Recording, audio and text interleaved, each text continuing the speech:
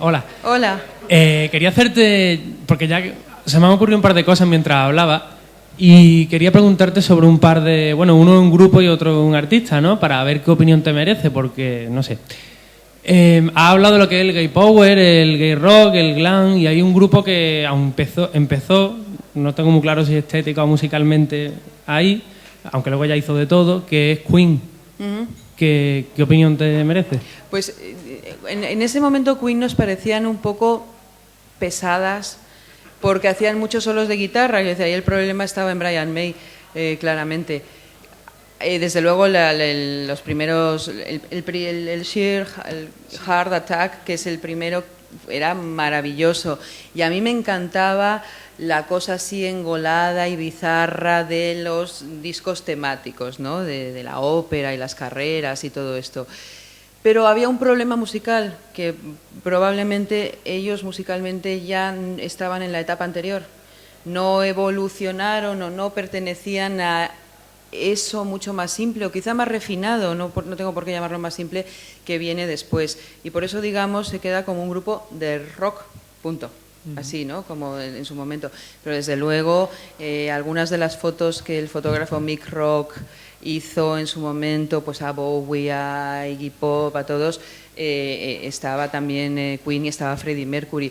Y Freddie Mercury de alguna manera es un poco una prima donna al estilo Mark Almond, pero ahí fallaba la música. Digo fallaba desde mi punto de vista y desde el punto de vista de que pudieran convertirse en algo que tuviera que ver con los tiempos que venían y no con los que se quedaban. Y la otra pregunta, viniendo de Inglaterra para España, ¿Tino Casal? Bueno, pues Tino, claro, es que Tino es muy difícil para mí hablar de él porque lo conocí, entonces es diferente. Pero Tino era una persona muy curiosa, era quizá el único que de verdad en ese momento y antes, porque era mayor, estaba comprando esos discos, los estaba devorando y quería ser como esa gente.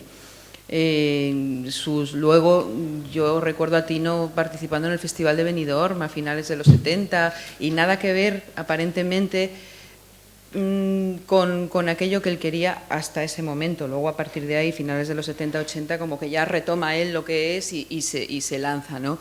Lo que pasaba también con Tino, nosotros a Tino lo veíamos muy mayor, a lo mejor tenía 30 años el pobre, nosotros lo veíamos como alguien muy mayor y que entonces no estábamos en la misma sintonía y que probablemente tenía unas influencias musicales que lo separaban de nosotros.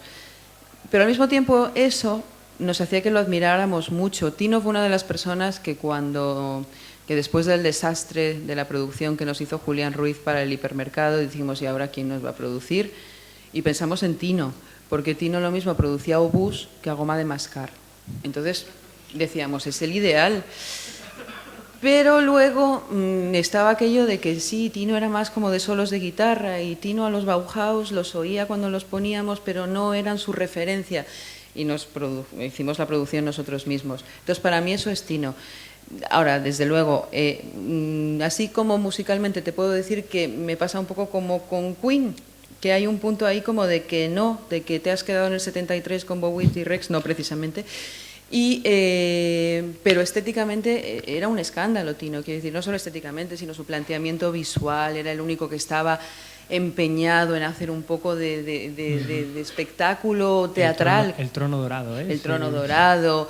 Bueno, es que además los músicos que se llevaba Tino para hacer esos playbacks de televisión, que es lo que ahora estamos viendo, eran Costus, Fabio McNamara, era como, bueno, aquello sí que era lluvia de estrellas y no lo que hago yo.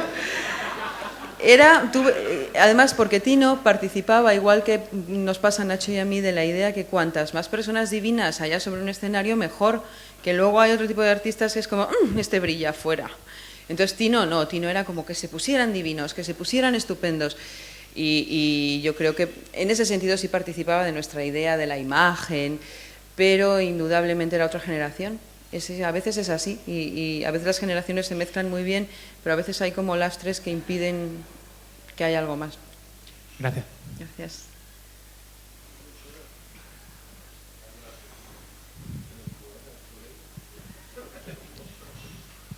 Sí, mira, nos has comentado el papel o sea, igual en los 80 eran los productores los que empezaron a coger ya cierta relevancia. Pero igual en los 90 empezaron lo que es el DJ, que no lo has comentado, igual lo has dejado un poco aparte, sí, ¿no? Yo de todas formas creo que lo de los productores viene de muy atrás, quiero decir que todos de alguna manera, por ejemplo, hasta los Ramones quisieron que les produjera Phil Spector. Es decir, que ya había una idea desde los 60 de una persona al margen del grupo que consigue un determinado sonido, que yo creo que eso al fin y al cabo es el productor.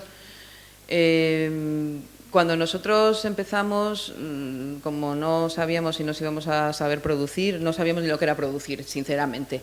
Entonces nos plantearon, por ejemplo, a Rafael Trabuchelli, que era el productor de Carina en los 60, y nosotros estábamos encantados, porque decíamos, qué bien era el que producía Carina, pero ese señor no nos entendió nada y fue imposible. Es verdad que quizá, en los 70 ya hay grandes productores que trabajan ya con gente como Bowie, que ya van formando un estilo y que luego han trabajado con mucha otra gente. Pero en los 80 es verdad que yo creo que es el momento en el que se habla más de productores, y hemos visto el caso de Stock Aitken y Waterman, que es que ya daba igual el artista, que daba igual que fuera Bananarama que Rick Astley, lo producían igual. Y quizá de alguna manera eso puede que haya pasado a los disc-jockeys, pero creo que no. Te digo por qué, porque incluso cuando un disc-jockey remezcla, está remezclando un material que ya está hecho, y aunque haga una cosa completamente nueva y que yo considero una obra nueva, no es lo mismo que coger a un grupo o a un artista que puede saber o no lo que quiere y llevar eso a una producción. Creo que son papeles distintos, y además probablemente ningún productor valora el papel del disc-jockey. Están en otra onda completamente distinta, pero sí creo que puede haber disc-jockeys que se están convirtiendo en magníficos productores, porque pueden entender que después de haber pinchado discos, después de haber remezclado otros artistas, hay algo que pueden aportar como productores a la gente. No sé si lo último que leí era que Blur querían que Moby les produjera el próximo disco. Que ya se está pensando en personas que no son productores, sino que vienen de otra base como productores, pero no creo que se haya sido exactamente el relevo. Yo creo que quizá no hay ni relevo, lo único que se ha hecho es como que se ha purificado la figura del disc-jockey, ya no es el disc-jockey que sale en películas como Gracias a Dios que es viernes, ¿no? Que era un poco la idea aquella que ponían el aplauso de, ¿cómo se llamaba? La marcha de Nacho, que era una vergüenza.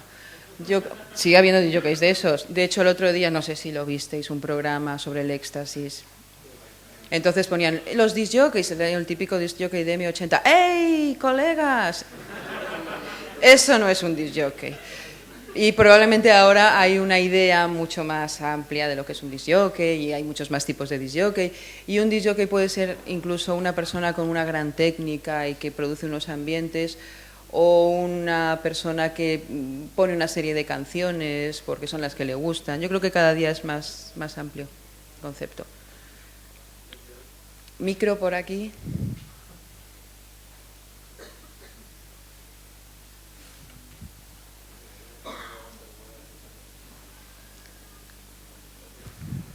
Hola.